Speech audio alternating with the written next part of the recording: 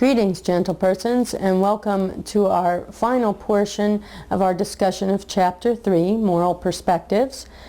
As you recall, we've already talked about the utilitarian view and how that can help you in making ethical decisions. And we also have studied the Kantian view, or the respect for others view, and how that can help you. The decision procedures there can help you also when faced with ethical issues. We'll wrap up our discussion today with a chat here about virtuous character. You'll recall that in our model of a person with integrity, on your outline number 6, is that a person with integrity values and lives a virtuous life, and that involves courage and compassion and conviction from Chapter 1, as well as those 7 obligations that professionals and business people have to their clients. And we'll talk about a few more today when we cover living and leading a virtuous life. So let's dive into our outline today and say, well, if we want to live a virtuous life, we first have to say, well, what's a virtue?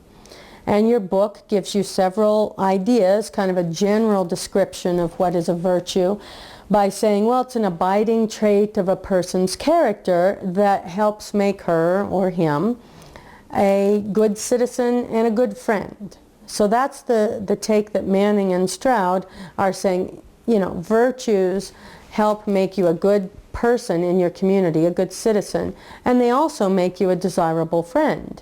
And likewise, they will also help you be a good professional and a good business person, because virtues come from the character of your person. It's about who you are, not just what you think, not just what you feel, not just what you say, but who you truly are.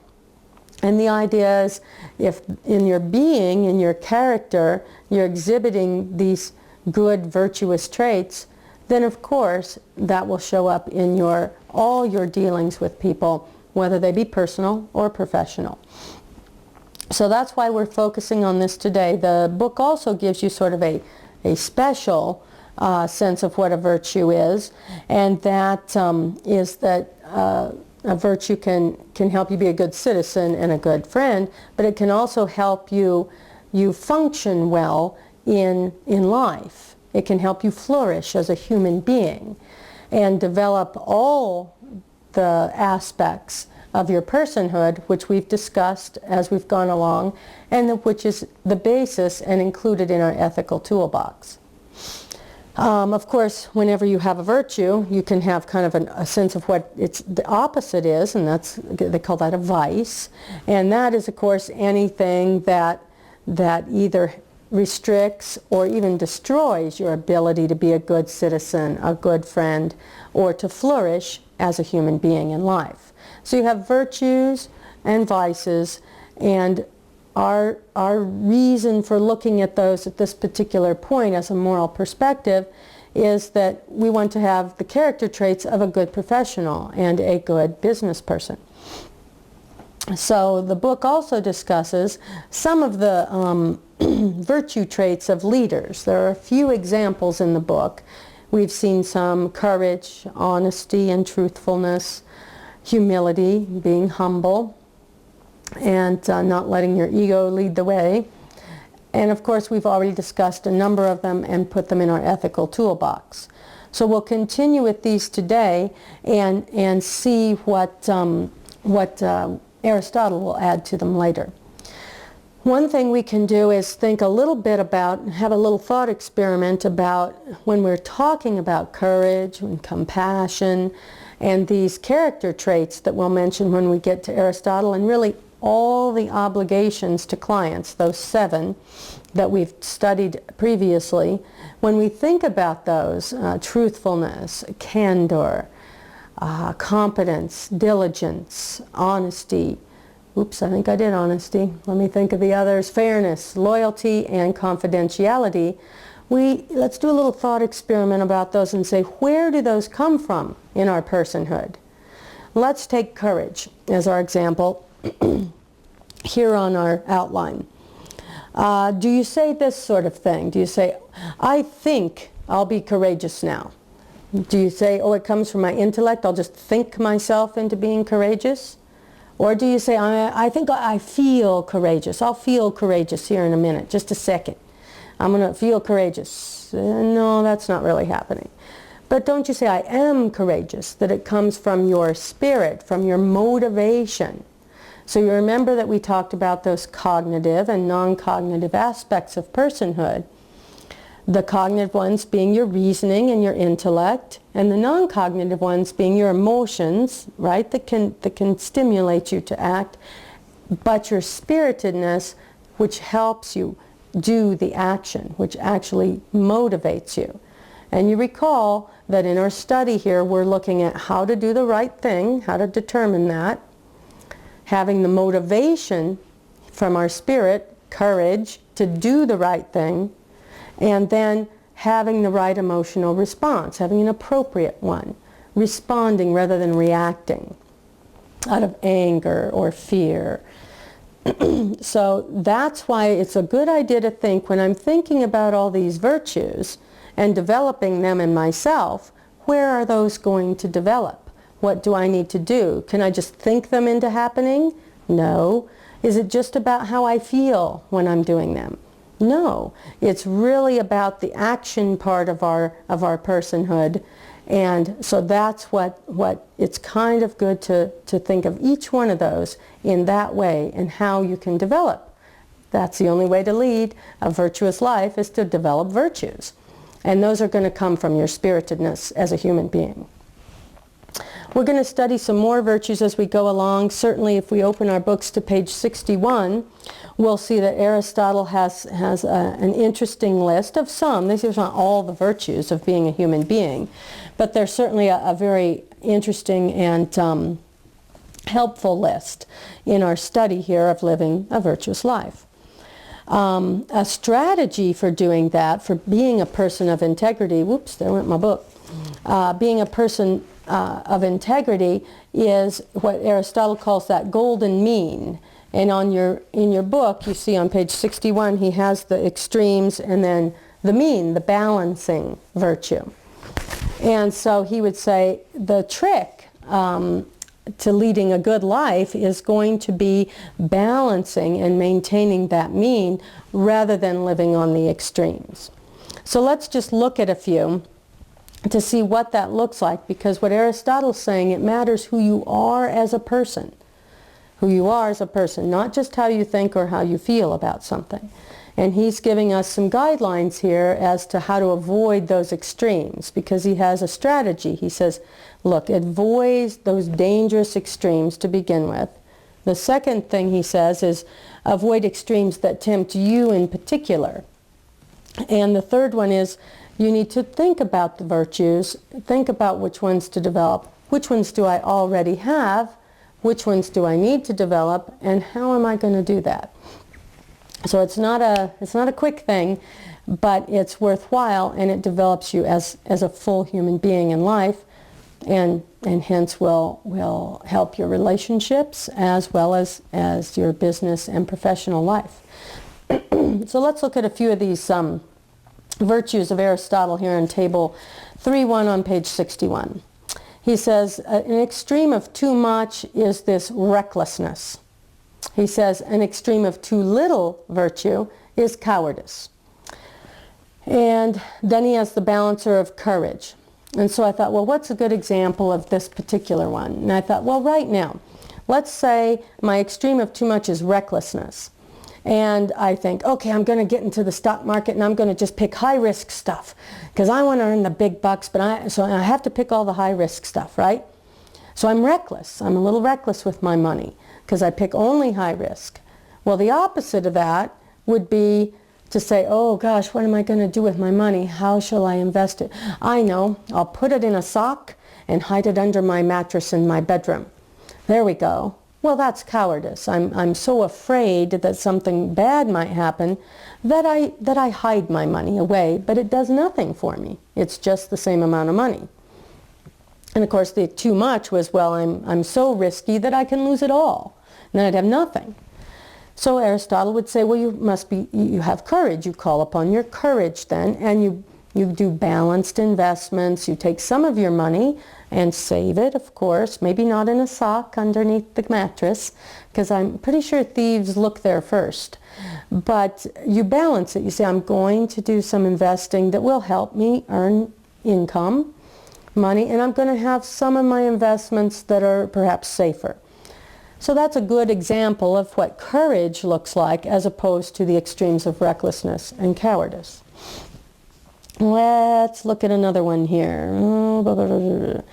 And of course, always thinking, well, now which ones are kind of tempting for me? Do I have maybe a trouble with short temper, the extreme of short temper? Or am I just apathetic, like I really don't care about things at all? And how about gentleness? Gentleness is an approach to other people. Let's see. Let's talk about boastfulness. That's a good one. Let's say I have the extreme of too much and I'm very boastful. Oh, I'm an award-winning teacher. I'm just wonderful. Oh, you should all take my classes. No teacher is better than I am. That would be the boastfulness side. And also not true. The extreme of too little is self-depreciation. In other words, you run yourself down. You say, oh, I'm not a very good teacher. I really don't know very much. And really, I'm a lousy teacher. You really wouldn't want to take a class from me. No. I don't know why students would ever take a class of mine. Well, that's the extreme of too little. I'm better than that, I think. So Aristotle says, pick that balance. Pick that golden mean of truthfulness. Say, well, as a teacher, I have some real strengths and I have a few weaknesses as a teacher. So I'll work on those weaknesses and I'll keep using my strengths and I'll just become a better teacher. I won't be boastful and I won't run myself down. I'll be the best teacher I can be, and I'll be truthful about my strengths and weaknesses. See how that works really well for professionals and business people. Be truthful, right, to yourself about your strengths and weaknesses and work on those. And virtues is one way to do that. Say, which virtues are kind of dangerous for me? Am I short-tempered? Am I extravagant? Am I reckless? And work on those with a balancing virtue. So these extremes of too little and too much, they're sort of the vices, right, of the virtues that are there in the middle on your chart. So Aristotle's pretty handy there about giving us a way to look at the virtuous life, and that as a professional and really as a human being, if we seek that balance, we will flourish then as a human being. And hey, of course we'll be good citizens. Of course we'll be good friends. Of course we'll be happier people, just generally. So that's the strategy Aristotle's saying for living and leading a life with integrity and virtue. Find that balance and be honest about your strengths and weaknesses, your own virtues and vices, and work on them. And as a professional, when you find that balance, you'll also see that your ethical decisions have that same sort of balanced approach and that same sort of success. So as we're thinking about being this kind of way and thinking about who we are and not just what we think or feel, a question arises. Well, why be virtuous at all? And I'm certain that you've all read on our website, it's on an external link, and it's also here in Plato's book, The Republic, for any of you that want to read it right out of Plato. It's the story of the Ring of Gyges. And it's a wonderful little story because who hasn't thought about being invisible one time or another? If you could be invisible, would you be? Well, it comes straight from this tale that Plato told many moons ago. And it goes something like this. It's on page, well, it's not on a page here. You can get it on our external link. But let me just read a quick version of it right out of Plato's Republic here. Whoopsie, where does it start? I'm trying to see with my glasses, just a minute. The story goes that there was an ancestor of Gyges of Lydia. And he was a shepherd in the service of the ruler, of the king of Lydia. There was a violent thunderstorm one night, and an earthquake broke open the ground and created a chasm at the place where he was tending his sheep. So he's just a shepherd in the field. Seeing this, he was filled with amazement, and he went down into the hole to see what was there. And there, in addition to many other wonders of which we're told, he saw a hollow bronze horse. There were window-like openings in this horse, and peeping in he saw a corpse, which seemed to be of more than human size, large, wearing nothing but a gold ring on its finger. Well, he took the ring and came out of the chasm, and he wore the ring at the usual monthly meeting that everyone reported to the king about the state of his flocks of sheep. And as he was sitting among the others, he happened to turn the setting of the ring towards himself, to the inside of his hand, and when he did this, he became invisible to those sitting around him. And they went on talking as if he wasn't there and had gone. He wondered at this, and fingering the ring, he turned the setting outwards again and became visible. So he experimented with this ring to test whether it really had this power. And it did. If he turned the setting inward, he became invisible. It'd be kind of fun if I could become invisible right now. If he turned it in, he became invisible, and when he turned it outward, he became visible again. When he realized this, he at once arranged to become one of the messengers sent to report to the king. And when he arrived there, he seduced the king's wife and attacked the king with her help, killed him, and took over the kingdom. So the point of this story in our discussion here about virtue in chapter 3 is, why be virtuous at all? Why not, if you knew no one was watching, why not be invisible, if you will, and do whatever you want? If you know that no one else will know, why would you be virtuous then? You could do whatever you like, just like the shepherd of Gyges with the ring. Well, there's at least two responses to this question of why be virtuous. Some we've already talked about. One is this idea of fairness that we talked about in our obligations to clients. And we also touched on this when we talked about Kant's categorical imperative 1. Remember, he talks about, if I expect others to be this way, then I should be this way too. That's what fairness is. If I expect you to be honest with me, then of course I should be honest with you. I can't go around telling lies and deceiving people, right? And have a flourishing life if I expect everybody else to, of course, tell the truth. So that's what the Ring of Gyges brings up. Well, why would we be virtuous? One reason is fairness, that if I expect others to be virtuous, then I must exhibit that also.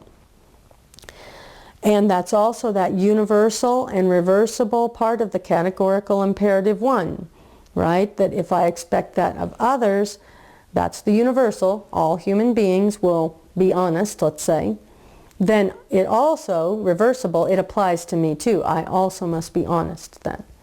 So that's one response. Why be virtuous at all? Just, if nobody knows, do whatever. Well, one is fairness. If you have an expectation that others will be straightforward with you and honest and right in their dealings with you as a professional, then you must do that also. And that harkens back to our obligations to clients. That's why we have those as well. The second answer to why be virtuous at all is, of course, what Aristotle's going to say. To have this fullness of life, to flourish as a human being, you need to live virtuously. You need to have that balance of the golden mean shows. That if you live a life full of vice, you won't really be living fully as a human being. You might have an interesting life, but you won't have one where you've fully actualized yourself and can flourish in the world. And certainly that applies to us, of course, as professionals and business people. Now, of course, Aristotle points out it's not like this. You can't just snap your fingers and, okay, I'm virtuous. I'm so happy now. That was easy. And you can't just, slip a ring on your finger and change who you are. So he says there are 4 types of people, and really what he's saying here is living a virtuous life is a process. And there are different stages that we're all at, and of course we're all trying to be what he calls a temperate person. In other words, that person wants to do the right thing and does it without any struggle. And they're not saying, oh, well, gee, I'd sort of, like to take some money, but I won't, because, no, they do the right thing. They know not to steal. They know to be honest. They are courageous, and they don't think, oh, gee, they're not tempted by those extremes, by those vices at all. So that's the temperate person. Of course, everybody wants to be the temperate person. But let's see, he's got 3 others. He says there's the continent person. Now that person wants to do the right thing and usually does, but every once in a while will have a conflict or struggles to do what's right. They know what's right. They've determined what is right. But they sometimes don't choose that. Then he has a 3rd one, that's the incontinent person. So that person wants to do the right thing, but often just doesn't choose it. Chooses one of the vices instead. And then there's the 4th person, who is the intemperate person, and that person just doesn't want to do the right thing. It's a person that doesn't value virtue at all. And certainly we've run into people all along this scale. We know some people that are continent, that want to do the right thing and do it almost all the time, but sometimes they have certain issues that they struggle with. Some people are tempted to lie at certain times.